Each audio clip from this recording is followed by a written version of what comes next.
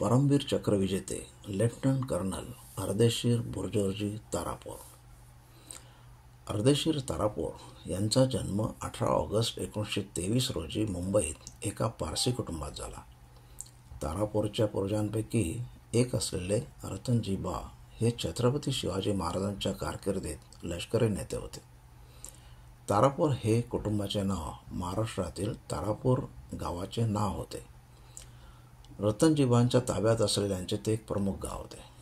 नंतर तारापोरचे आजोबा हैदराबादला स्थलांतरित झाले आणि हैदराबादच्या निजामाच्या सीमा शुल्क आणि उत्पादन शुल्क विभागात काम करू लागले.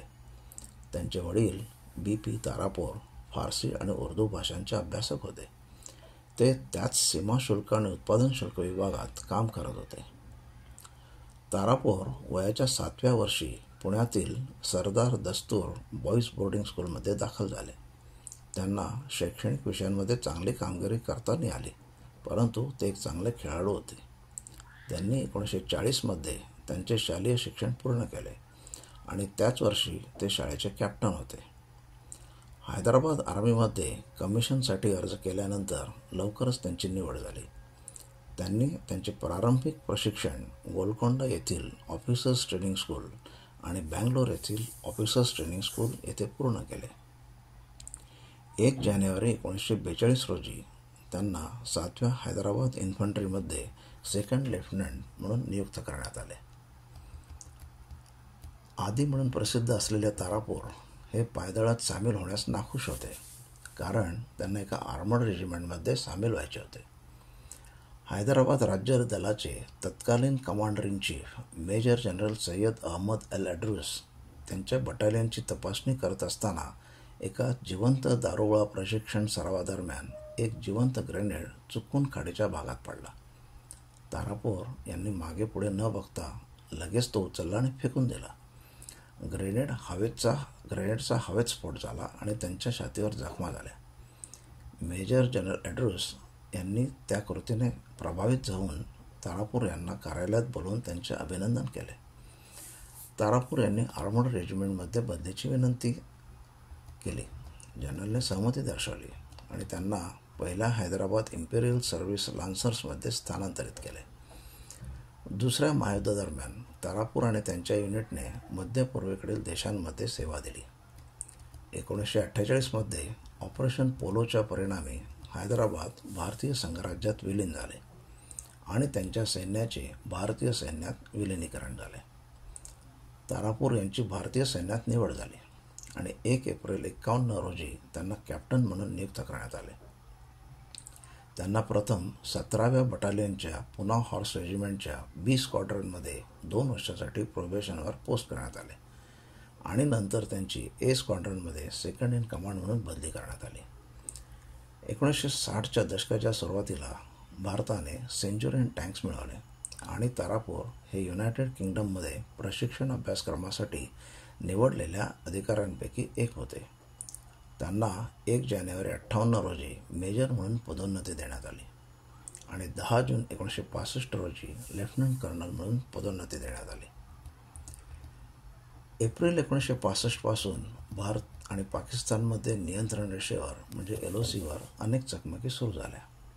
ऑगस्टमध्ये ऑपरेशन जिब्राल्टरमध्ये पाकिस्तानने काश्मीरमध्ये मोठ्या प्रमाणात घुसखोरीचा प्रयत्न केला.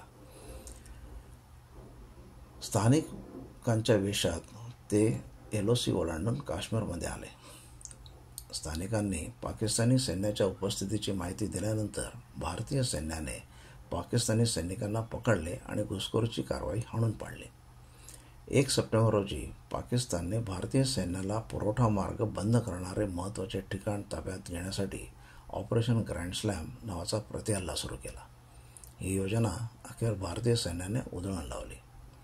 नंतर 6 सप्टेंबर रोजी भारतीय सैन्याने रेड क्लिफ रेषा ओलांडली आणि 1965च्या भारत-पाकिस्तान युद्धाची अधिकृत सुरुवात झाली. भारतीय कॉर्प्सला सियालकोट सेक्टर ताब्यात घेण्याची जबाबदारी देण्यात आली.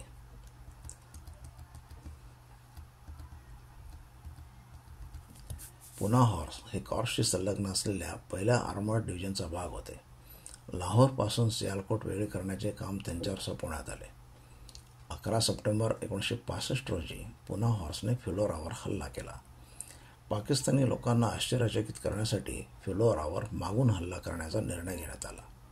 लेफ्टनंट कर्नल तारापोर यांच्या नेतृत्वाखालील रेजिमेंटचा एक भाग चावेंडा येथील फिलोरावर हल्ला करत असताना त्यांना वजीरवालीकडून येणाऱ्या पाकिस्तानी चिलखतींचा सामना करावा लागला.